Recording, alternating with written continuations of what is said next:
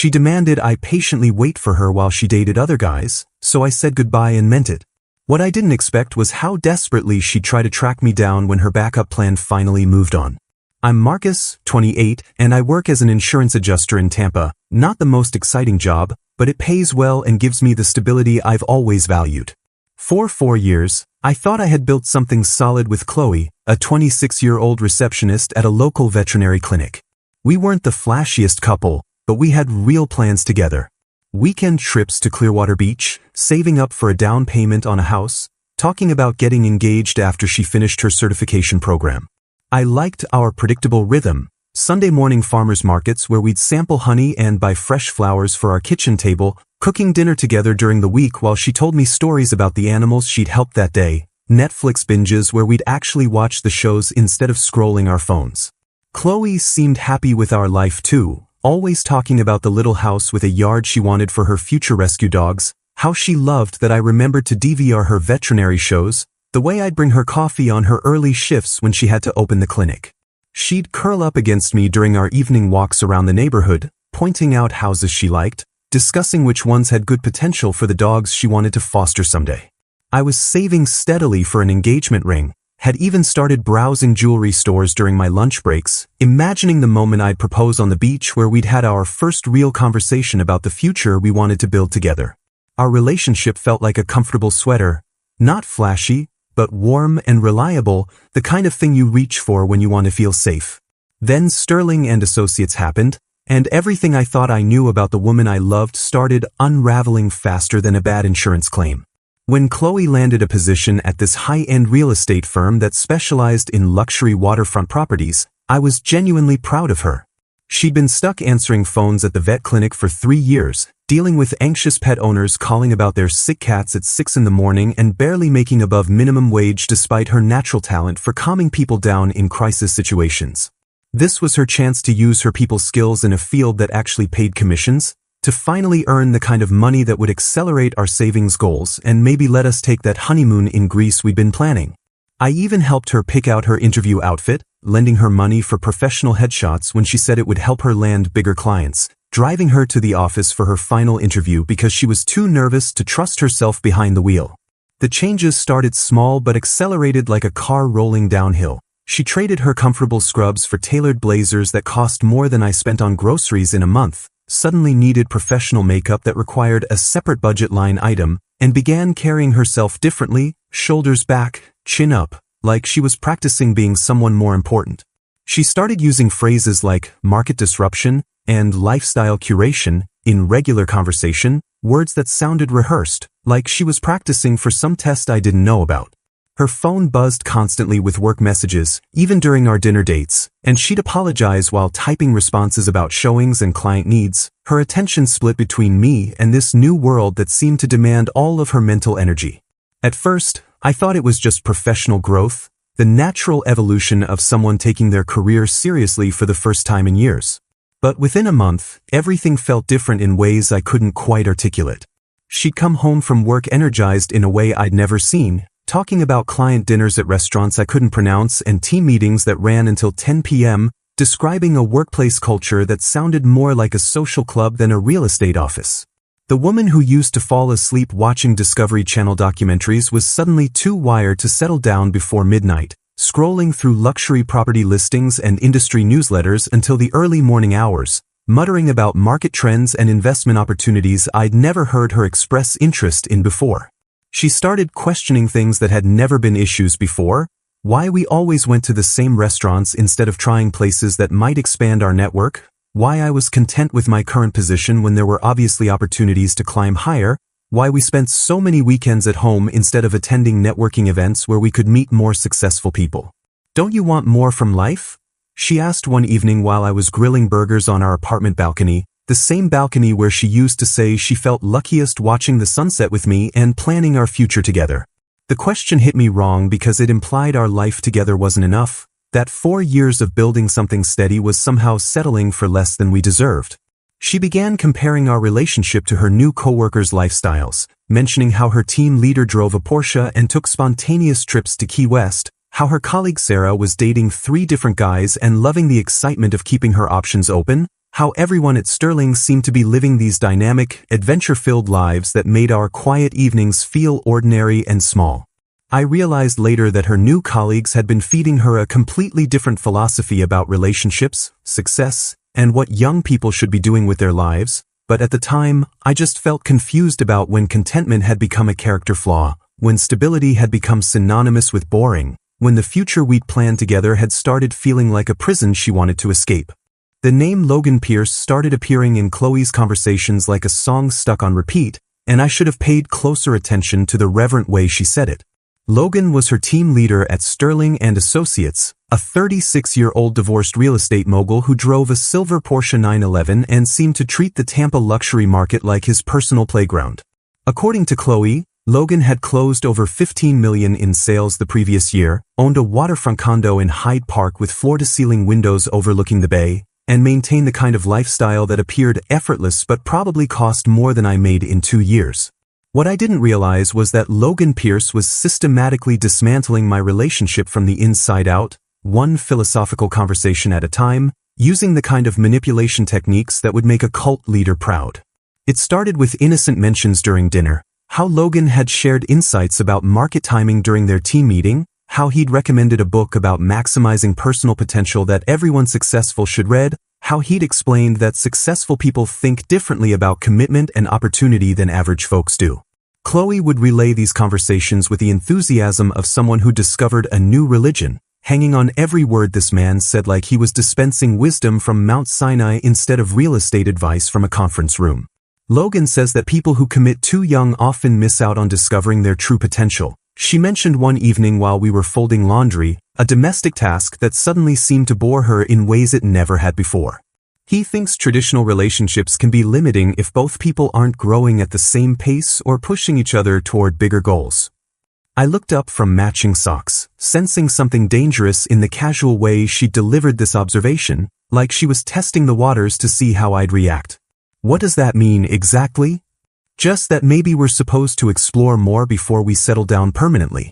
Logan dated around until he was 34, experiencing different types of connections and learning what he really needed in a partner, and he says it made him a much better husband when he finally got married. The fact that Logan's marriage had ended in an expensive divorce just 2 years later seemed completely lost on her, but I didn't point out that particular irony yet. Logan's influence grew stronger through months of after-work conversations and team dinners that stretched later and later into the evening, events that seemed to blur the line between professional development and social manipulation. Chloe would come home energized by discussions about personal growth, financial freedom, and what she called maximizing life experiences, concepts that sounded like self-help book titles rather than actual relationship advice. She started questioning whether people in their 20s should be making long-term commitments when there was so much world to explore, so many potential connections to discover, so many versions of themselves they hadn't tested yet in different relationship dynamics. Logan apparently had a well-developed theory that monogamy was an outdated social construct that prevented people from reaching their full potential, especially successful people who had more options than the average person and shouldn't limit themselves out of conventional thinking. Think about it. Chloe said one night after returning from what she called a strategic dinner with potential clients, though I noticed she'd been drinking wine and her lipstick was completely gone, replaced by what looked like nervous energy. Logan's weekend yacht parties include doctors, lawyers, entrepreneurs, people who are actually building something significant with their lives. Meanwhile, we're home watching Netflix and talking about getting a dog like we're already retired. The comparison stung because it was clearly deliberate, designed to make our life together seem small and unambitious compared to Logan's sophisticated social circle of high achievers who apparently never settled for ordinary. I'd started noticing that Chloe's phone buzzed with text messages at all hours, messages she'd glance at quickly before putting the phone face down on the table with a secretive expression I'd never seen before. When I asked about the constant contact, she explained that Logan preferred to communicate directly with his team rather than going through formal channels, that he believed in building personal relationships that transcended typical workplace boundaries and created deeper loyalty. It's mentorship, she said when I pointed out that her mentors seemed to text her at midnight about things that didn't sound remotely work-related. Logan invests in people he sees real potential in. He's teaching me how to think bigger, how to position myself for real success instead of just accepting whatever life hands me and calling it enough. The real revelation came when I discovered text messages between them dating back 2 months, conversations that revealed just how long Logan had been working to reshape Chloe's perspective on our relationship and her future possibilities. I wasn't snooping intentionally. Her phone had been buzzing incessantly during a movie, and she'd asked me to check if it was something important while she was in the bathroom dealing with what she claimed was an upset stomach. What I found were months of carefully crafted messages designed to plant seeds of doubt about everything we'd built together, a systematic psychological campaign that would have impressed professional manipulators. Logan had been telling her that people who commit young often experience severe FOMO later in life when they realize what they've missed, that successful individuals always keep their options open to maximize opportunities, that she was too dynamic and attractive to limit herself to one person during what should be her prime exploration years.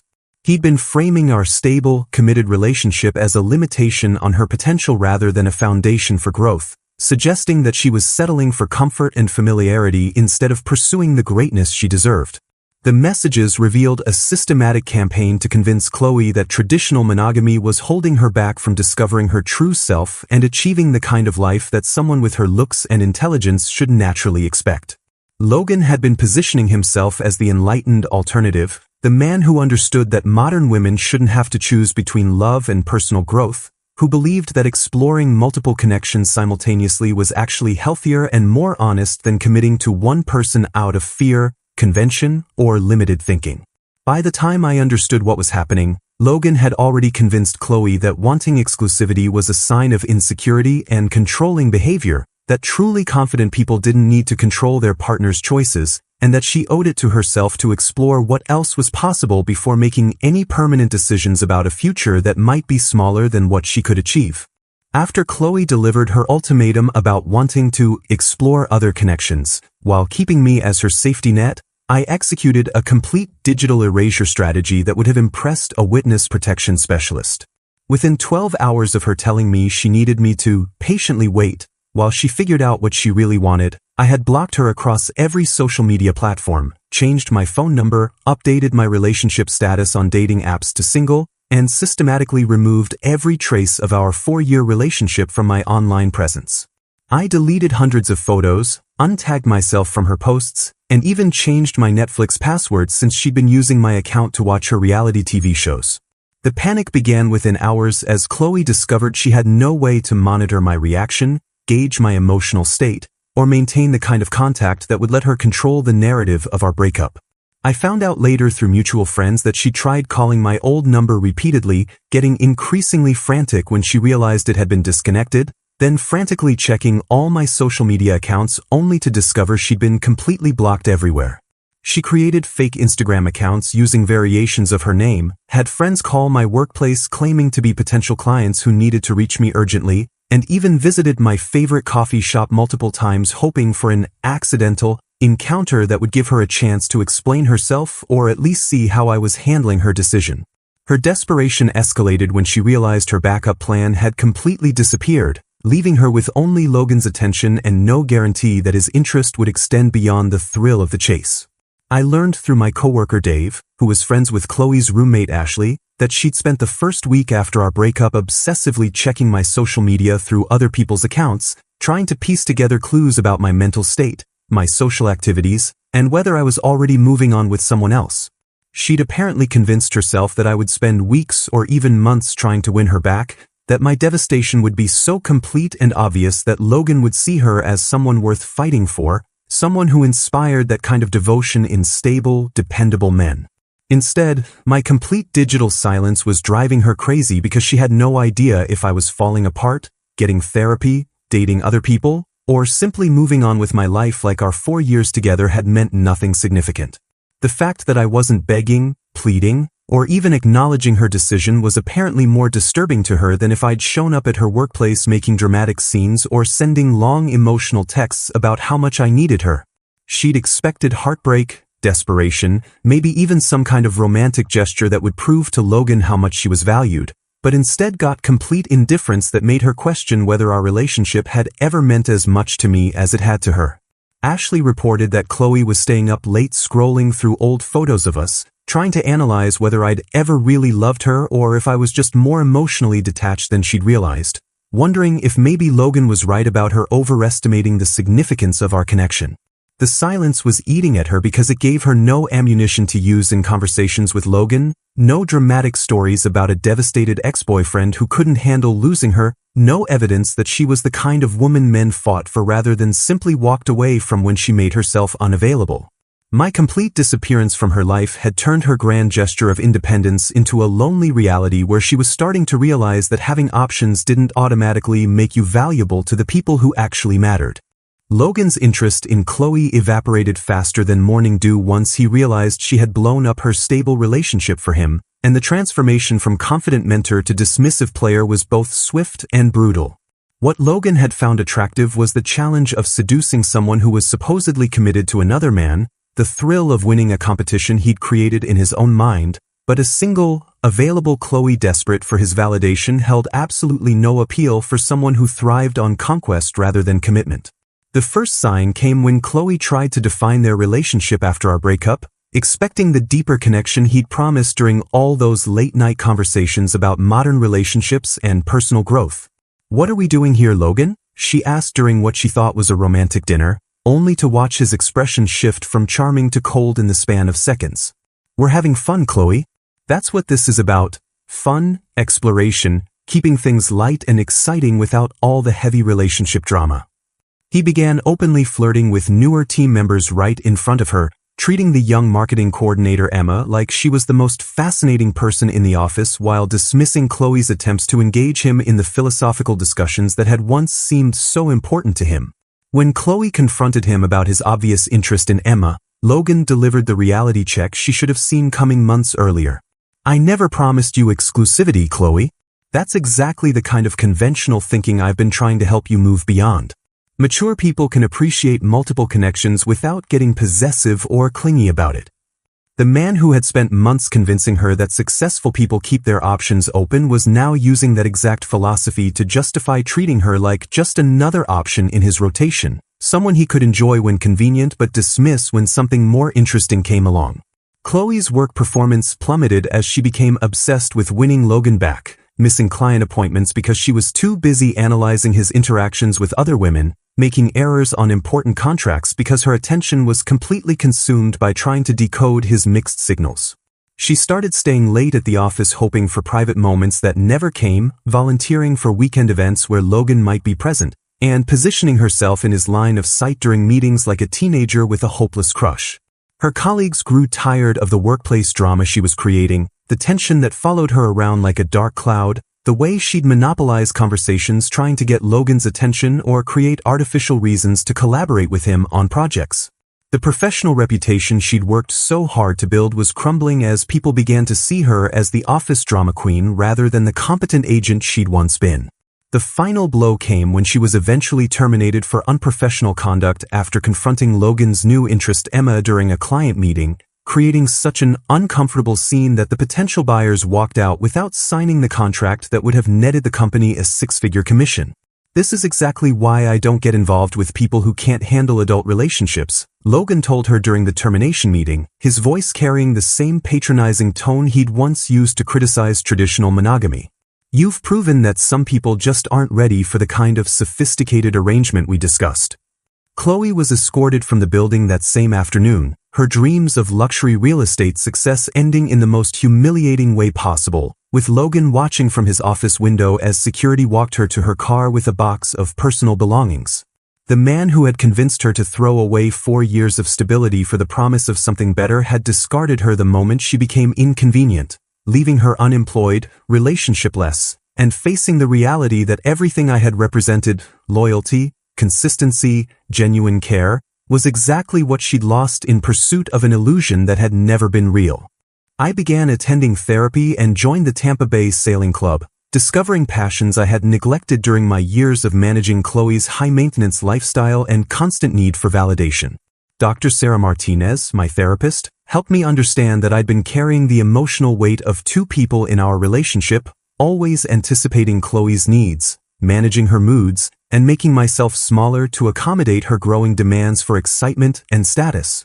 You've been living like a supporting character in your own life, she observed during one of our sessions, words that hit harder than I expected because they were absolutely true. For 4 years, I'd been so focused on being the perfect boyfriend for someone who was never satisfied that I'd forgotten what actually made me happy beyond making her happy. The sailing club became my sanctuary, a place where I could focus on the simple pleasure of working with wind and water, of learning knots and navigation, of being part of a community that valued skill and teamwork over flash and status. I reconnected with college friends who commented on how much happier and more relaxed I seemed without the constant stress of trying to keep up with Chloe's escalating expectations and social comparisons. "Dude, you're actually laughing again," my friend Mike observed during a barbecue at his place, and I realized he was right. I'd forgotten how good it felt to enjoy simple pleasures without someone critiquing them as boring or insufficient.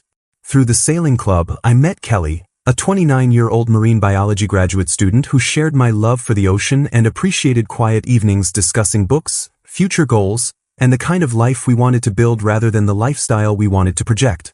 Kelly was different from Chloe in every way that mattered. She insisted on splitting expenses for dates, had her own established friend group that didn't revolve around networking or social climbing, and made me feel valued for who I was rather than what I could provide or how I made her look to other people. "I love how present you are," she told me one evening as we watched the sunset from her apartment balcony, a simple observation that reminded me how exhausting it had been to constantly compete with Chloe's phone, her work drama, and her endless comparisons to other people's lives. Kelly never needed me to prove my worth through expensive dinners or elaborate gestures. She was genuinely content with beach walks, cooking together, and conversations that lasted hours without either of us checking social media or worrying about appearing successful to outside observers. When I posted a photo of Kelly and me at a regatta 6 months later, just a simple picture of us laughing together in matching sailing team shirts, it triggered a massive emotional breakdown from Chloe, who had been monitoring my life through mutual friends and apparently hadn't expected me to move on so completely or so happily. Ashley later told me that Chloe had spent an entire evening crying and calling me heartless for replacing her so easily, convinced that my ability to find happiness without her proved I'd never really loved her the way she thought I had. The irony wasn't lost on me that the woman who had wanted to explore her options while keeping me as a backup was devastated to discover I'd found someone who actually wanted to be with me, someone who saw our relationship as an opportunity to build something together rather than a safety net to fall back on when more exciting options didn't work out. Kelly and I started talking about moving in together, planning trips to marine research stations where she could pursue her doctorate work, discussing the kind of future that felt both ambitious and achievable because it was based on shared values rather than Instagram-worthy appearances. Chloe's attempts to regain contact became increasingly desperate and manipulative, escalating from casual social media stalking to behavior that genuinely concerned the people around her. She started showing up at my apartment complex, lurking in the parking lot hoping to catch me coming or going, sometimes sitting in her car for hours until other residents began to notice and feel uncomfortable about the strange woman who seemed to be surveilling the building. When direct confrontation failed, she switched tactics and began sending expensive gifts with handwritten letters. A $200 bottle of wine with a note about how it reminded her of our first anniversary, a leather portfolio for work with a card saying she'd always believed in my potential, flowers delivered to my office with messages about how sorry she was for not appreciating what we had. I returned everything unopened, but she persisted, apparently convinced that the right gesture would crack my resolve and remind me of what we'd once shared. Her behavior became more concerning when she started contacting my family members with fabricated stories about being worried about my mental health, calling my mother to express concern that I was isolating myself and might be having a breakdown that required intervention from people who cared about me. "Marcus seems so different," she told my mom during a phone call that left my mother confused and worried. "He won't talk to any of his old friends, and I'm scared he might be struggling with depression or something worse. I just think someone should check on him." The manipulation was sophisticated and calculated. She knew my mother would be alarmed by suggestions that I was suffering emotionally, and she positioned herself as the concerned ex-girlfriend who only wanted what was best for me despite our breakup. When my mother called me in a panic, asking if I was okay and suggesting I might benefit from talking to someone professional, I had to explain the real situation and assure her that I was actually happier and healthier than I'd been in years. The most disturbing escalation came when Chloe began posting cryptic messages on social media that seemed designed to suggest she was having thoughts of self-harm, status updates about feeling abandoned, and questioning whether life was worth living when the people you love most can just walk away without looking back. Some people can just turn off their feelings like a light switch, she posted on Instagram alongside a black and white photo of herself looking distressed. I guess I'm not built that way. Maybe caring too much is my biggest flaw. Instead of falling for the emotional blackmail and breaking my no-contact boundary to rescue her, I took screenshots of the concerning posts and contacted Chloe's parents directly, explaining the situation and my worry that she might be using threats of self-harm to manipulate me into responding to her attempts at contact. Her parents immediately had her evaluated by mental health professionals, and the manipulative social media posts disappeared within 48 hours, though she remained furious that I had involved crisis intervention services rather than rushing to her side like the devoted ex-boyfriend she'd expected me to be. The professional evaluation revealed what I'd suspected. Her threats were manipulative rather than genuine, designed to create a crisis that would force me to break my silence and engage with her emotionally, but the intervention had the opposite effect of what she'd hoped. Instead of proving that I still cared enough to be worried about her well-being, my response demonstrated that I cared enough to get her proper help while maintaining the boundaries that protected both of us from further drama. A year later at our mutual friend Dave's beach wedding in Clearwater, Chloe appeared with an obvious fake boyfriend named Trevor, a nervous man who she claimed was a successful tech entrepreneur, but who clearly had no idea what he was supposed to be selling. I spotted them during the cocktail hour, Chloe overdressed in a designer dress that probably cost more than her unemployment benefits, clinging to this poor guy's arm while shooting glances in my direction to see if I was watching her grand performance. Trevor looked deeply uncomfortable, constantly checking his phone and fidgeting with his tie like he'd rather be anywhere else, while Chloe kept making loud comments about their upcoming trip to Napa Valley and his latest business acquisition that sounded suspiciously vague and rehearsed. Trevor just closed a major deal with a Fortune 500 company, she announced to anyone within earshot, while Trevor's face showed the panic of someone who'd been given a script he couldn't remember. During a quiet moment when Kelly was chatting with the bride's family, Chloe approached me alone, her fake confidence crumbling the moment she was away from her hired audience. "Marcus, can we talk for a minute?" she asked, her voice smaller than I'd heard it in years, the bravado she'd been performing all evening completely gone. "I need to tell you something." I followed her to a quieter section of the beach, curious about what confession was coming but already knowing it wouldn't change anything between us. "Trevor isn't my boyfriend," she admitted, tears starting to flow as the weight of her deception became too much to maintain. "I hired him through an acting agency because I couldn't stand the thought of coming to this wedding alone, knowing you'd be here with her, looking so happy and settled." The desperation in her voice was genuine now, stripped of all the manipulation and performance that had characterized her behavior for the past year. "I thought if you saw me with someone successful, someone who seemed like he could give me the lifestyle I thought I wanted, maybe you'd realize what you'd lost and fight for me." She broke down completely, admitting that Logan had used her exactly as I'd predicted, that she'd thrown away the best relationship of her life chasing an illusion that had never been real, that she'd been watching my social media through friends' accounts and torturing herself with evidence of my happiness with Kelly. "I know I hurt you," she sobbed. "I know I threw away something real for something that was never going to last. But I was stupid and scared, and I thought I deserved more than what we had, and now I see that what we had was everything I actually needed." I remained compassionate but firm in my boundaries, offering her a tissue but not the reconciliation she was hoping for. "I'm sorry you're struggling, Chloe, but you made your choice and I've made mine. You can't undo 4 years of growth and healing because you realize the grass wasn't greener." Kelly appeared beside me then, handling the awkward situation with remarkable grace and maturity, even offering Chloe genuine sympathy for her obvious pain without feeling threatened or territorial. "I hope you find what you're looking for," Kelly told her kindly, taking my hand as we walked back toward the reception where our friends were celebrating love that was real, committed, and built on mutual respect rather than manipulation and regret. The story concluded 6 months later with Kelly and my engagement announcement, a simple post about our plans to build a life together, which prompted Chloe's final bitter text message expressing disbelief that I had moved on so easily from our 4 years together, completely missing the irony that she was the one who had moved on first, only to discover that moving on and moving up weren't the same thing.